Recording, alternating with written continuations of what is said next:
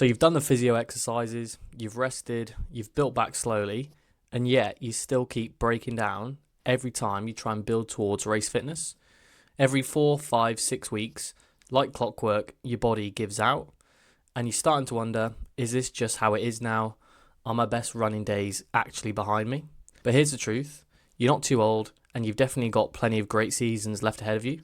The issue is, you've just been patched up instead of being properly rebuilt. So my name's Joe, I'm a physio, marathon runner, Ironman finisher, and I work exclusively with competitive runners over 40. And in the next few minutes, I'm going to show you exactly why your body keeps failing you every 4 to 6 weeks, and it's got nothing to do with poor running form, glutes not firing, or just bad luck. So let me guess what's been happening. You sign up for a local 10k, half marathon, maybe even a full marathon, and the first few weeks of training feel great. So you're hitting your paces, fitness is building, breath feels controlled on those zone 2 runs, and you're keeping up with your plan. But then week 4, 5, 6 hits, your knees flare up, your calf tightens, your Achilles starts grumbling again, then you miss a run, then 2, and before you know it, you're back on the physio treatment table, being told to rest it, ice it, and do some basic physio sheet exercises, and then when the pain's settled, just build back slowly. And here's the worst part of it all. It's not just the physical pain, it's what it does to your belief. Because every time this happens, that voice gets louder. Maybe I'm not the runner I used to be. Maybe my best days are really behind me. If that's you, and you recognise this week 4 to 6 pattern, what I'm going to show you is going to make everything click. So this was an absolute game changer for me on my own running journey, and it's been a massive help for so many patients that I've seen in the physio clinic. I want you to think of your body as having 2 separate fuel tanks that you need to fill up. So the first fuel tank is your aerobic engine. This is your cardiovascular fitness, your heart, lungs, energy systems.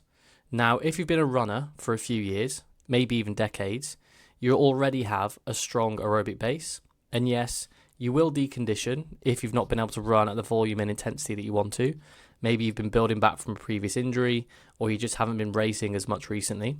But that fitness can come back fast, like I said, particularly if you've got a good solid aerobic base. So when you're pushing your training and you're getting back to consistent running in those first 2, 3, 4 weeks, breathing starts to feel easier again, heart rate stays controlled, and you can hold that conversational pace on your easy zone 2 runs. So this is where running starts to feel good again, because tank 1 is filling up, and it fills up much quicker than your other tank. So tank 2 is what I call your structural capacity. So this is your tendons, your joints, your muscles, your connective tissue. Essentially, it's your body's ability to handle training load, the repetitive impact, ground reaction forces, eccentric loading on every single stride. So tank 2 feels much slower, especially if you've got a long history of dealing with recurring injuries, or maybe you haven't been running at the volume and intensity that you once were. So here's what usually happens. At that week 4 to 6 mark, tank 1 is filling up nicely. You feel fit, breathing's good, pace is controlled. But tank 2, you're still at 20 or 30%. Your tendons haven't adapted, your joints aren't ready for the increase in volume or intensity, and your muscles just aren't strong enough yet. So week 5 to 6 arrives. Tank 1 says, let's go, let's push on, do some hard tempo runs, let's add in some hills, let's build up the distance on our long weekend run. And tank 2 says, I can't handle this. And that gap is your breaking point. So that's when you get calf strains, runner's knee, shin splints, Achilles flare-ups, plantar fasciitis, lower back stiffness. Essentially, all those overuse injuries are due to the gap in your aerobic fitness and your structural capacity. You're pushing your body too far, too fast, too soon, and you aren't doing anywhere near enough to rebuild your body's capacity to handle high volume and high intensity training. And here's why this pattern is so common in runners over 40. If you've got a decade, maybe even 2 decades of running up until now, like I said earlier, your aerobic base is going to be strong, and tank 1 can begin to fill up pretty quickly. But you've also got a decade of accumulation of micro injuries, tight calves, cranky knees, stop-start training. And in your 40s, 50s and 60s, tissue adaptation slows down, so your fitness easily outpaces your structure. And that gap at week 5, it's wider for you than it was when you were 30. So that's not weakness, that's just physiology. Now you might be thinking, okay Joe, I get it, tank 2 feels slower, so I just need to be more patient, build up more gradually. So that's exactly what most runners think, and it's exactly why they stay stuck. But here's the uncomfortable truth: rest does not fill tank 2, it just stops you from draining it. So going through sports massage, stretching, foam rolling, they can feel good, they might reduce tension, but they don't build tissue tolerance. And those basic physio exercises, the glute bridges, clamshells, bodyweight squats your physio gave you on a sheet, they might activate some muscles and they might help you to walk around pain-free, but they're nowhere near enough to prepare your body for 12 weeks of progressive race training. So here's what actually happens. You get injured, you rest for 2 weeks, you do your basic exercises, pain settles, you feel better, you start running again. Tank 2 is still at 30%.